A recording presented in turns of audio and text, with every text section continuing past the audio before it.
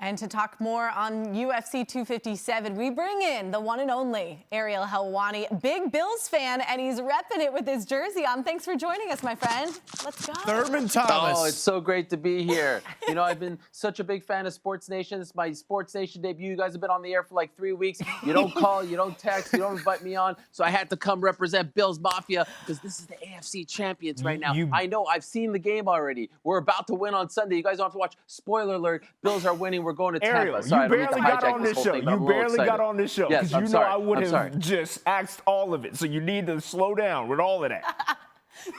Okay, sorry, Trevor. I'm trying to extend an olive branch to you. I know we've had a bit of a feud over the years. You're doing great on the program, but let's be honest, the ratings would be way higher if you had invited me on a couple of weeks prior. I cannot deny that. I can't deny. Finally, it took Conor McGregor fighting to make it happen. So, Ariel, we appreciate you so much for hanging. We're going to get to the Bills in a second, but let's first talk about the fight this weekend.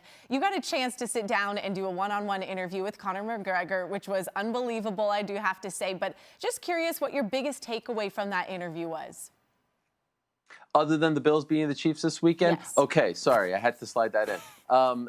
My biggest takeaway, if you would have asked me, Ashley, before the interview, which Conor McGregor is going to be sitting in front of you, I would have said an irritated Conor, an upset Conor, a frustrated Conor. Remember, he wanted to fight 3 times in 2020. He had these big plans, right? He had the 42nd win over Donald Cerrone. He had the season all mapped out. He even wanted to fight Manny Pacquiao, and in the end, none of that came to fruition. He butted heads with the UFC. Instead, I got a supremely relaxed Conor McGregor. Usually, he's sitting in his interviews. He's got that impeccable posture, the fancy suit, all that stuff. He still had the suit, but this time he was kind of slouched. He was relaxed. His son was running around. He was just in a real great place. And oh, by the way, cutting down to 155 for the first time in a little over 2 years, I thought he'd be a little irritated as well. The complete opposite. He seemed to be in a great spot. Physically, mentally, I was very impressed. So do you think that then carries on into the ring? That swagger, does it take him even further with this rematch against Dustin Poirier?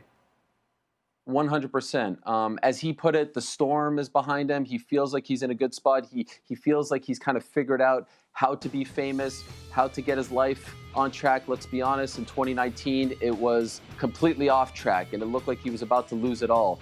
And it seems like he has really figured out how to just be Conor McGregor, the superstar. Now, his training, according to his coaches, has been phenomenal as well. And of course, they're going to say that before any fight, best training camp, blah, blah, blah. We've heard this before, but I got to say, call me a sucker. I believe them this time. He has a win over Dustin, so he has the confidence in knowing that he could beat him. He beat him in less than 2 minutes. This time around, he says he'll beat him in 60. We'll find out on Saturday. Do you think it's going to be different? Do you think this fight's going to be different than the first one?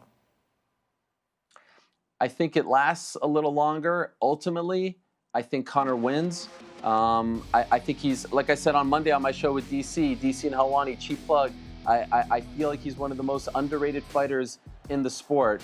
To me, he's kind of like the Josh Allen of the UFC. He doesn't get enough respect. He doesn't get enough love. You know what I'm saying?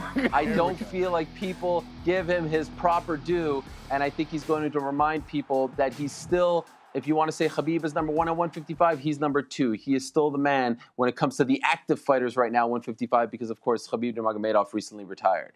But that's my question. Do we see Khabib come back? If Conor does indeed win this weekend, would he come back to do a rematch with Conor? Okay, well, first of all, you have to understand the timeline. Khabib is a devout Muslim, so he is not returning before Ramadan, which is in April. And he's not fighting during Ramadan as well, and he's not fighting immediately after Ramadan. If you notice, recently, Khabib is fighting around the fall, which is well after Ramadan. So even if he does come back this year, even if he does, it won't be until September, October. And I can assure you, Conor wants to fight at least once or twice before September, October. Oh, by the way, I don't even think he comes back this year. He said he wanted to retire because his mom asked him to after the untimely passing of his father due to complications of coronavirus. I think he comes back in maybe 2022, 2023. So to answer your question, I really feel like if Conor wins, the title, so to speak, that's at stake here isn't a fight against Khabib. It's a fight for the vacant belt or the interim title, not necessarily the rematch that the UFC wants to see, which, of course, is Khabib versus Conor 2. All right, Ariel, we got the MMA stuff out of the way. It is now time for you to lean into this Bills. Look how happy he is right now. Finally, we get rid of that. This is what I want to talk about. The floor is yours. Your prediction for how this plays out this weekend. Okay, first of all, let me tell you, I've been a Buffalo Bills fan since 1990. I fell in love with this team when I saw Scott Norwood miss that field goal in the dying seconds. Man. 30 years ago in Tampa against the New York Giants. And why do I stress Tampa? Why do I stress Tampa? Because guess what? Super Bowl this year, 30 years later, where? In Tampa.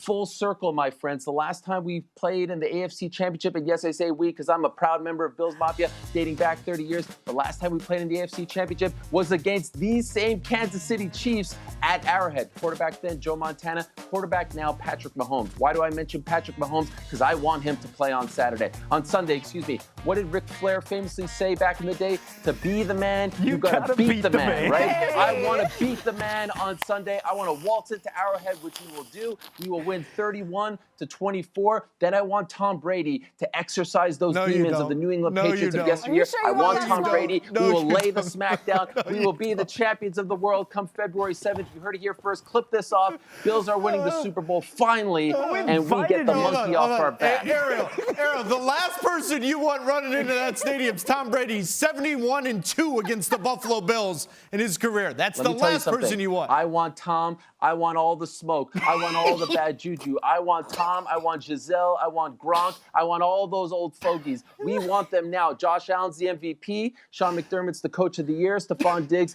is the comeback player of the year, and he's the best wide receiver in the game. And by the way, Leslie Frazier should be a head coach. I can't believe he didn't get a job, but I'm happy. And Brian Daboll should be a head coach. I can't believe he didn't get a job, but I'm happy he's still a part of the Bills. And guess what? This defense, everyone said last week the Ravens are going to run all over them. What happened? How many points did they score? 3. Sad. That's how many goals Taylor Twellman has in his entire career. 3. Sad. Pathetic. And by the way, and by the way, that's the ratings anytime Trevor shows his face on camera over there at ESPN. A 0.3. That's it.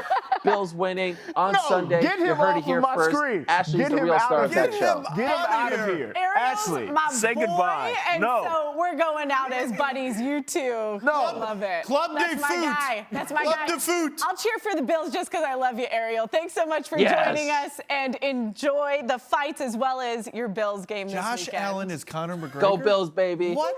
Go Bills. What? Josh Allen, Conor McGregor.